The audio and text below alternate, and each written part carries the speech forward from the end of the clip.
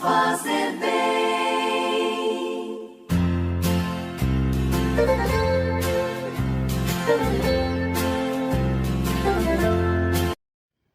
Caríssimos irmãos em Cristo Jesus, que a graça e a paz do Senhor esteja com todos. Vejamos com amor, carinho e atenção a palavra de nosso Senhor Jesus Cristo, narrada por João capítulo 6, versículos 22 a 29. O Senhor esteja convosco, Ele está no meio de nós. Proclamação do Evangelho de nosso Senhor Jesus Cristo, narrado por João. Glória a vós, Senhor. Depois que Jesus saciara os 5.000 homens, seus discípulos o viram andando sobre o mar. No dia seguinte, a multidão que tinha ficado do outro lado do mar constatou que havia só uma barca e que Jesus não tinha subido para ela com os discípulos, mas que eles tinham partido sozinhos.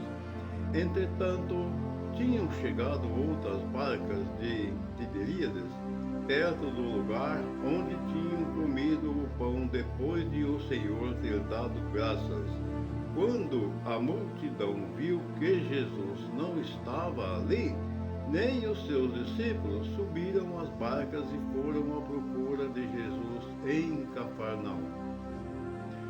Quando encontraram no outro lado do mar, perguntaram-lhe: Rabi, quando chegastes aqui? Jesus respondeu: em verdade eu vos digo, estáis me procurando não porque vistes sinais, mas porque comestes pão e ficastes satisfeitos. Esforçai-vos não pelo alimento que se perde, mas pelo alimento que permanece até a vida eterna, e que o Filho do Homem vos dará, pois este é quem o Pai marcou com seu selo. Então perguntaram: de que devemos fazer para realizar as obras de Deus? Jesus respondeu: a obra de Deus é que acrediteis naquele que Ele enviou.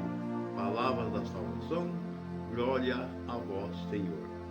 Que essas santas palavras perdoem nossos pecados, eliminando nossas vidas e nos guarde para a vida eterna. Amém. Caríssimos, estamos diante de um dilema hoje aqui nessa passagem tão interessante, e depois que Jesus saciou a fome de mais de 5.000 homens daquela região e ter andado sobre o mar, ali Jesus se ausentou daquele lugar. Eles procuravam Jesus. Bem, na verdade a palavra está nos dizendo, me deu a entender que eles procuravam Jesus não pela fé que eles tinham em Jesus, e sim porque foram saciados daquele pão e os peixes, vamos dizer assim, foram saciados do alimento que sustenta, que mantém o nosso corpo. Mas aqui Jesus está pedindo que é necessário que nós nos alimentamos de um pão espiritual. Esse pão espiritual vem ser a palavra de Deus professada através da Escritura hoje para nós, e naquele tempo ele mesmo falava para as pessoas.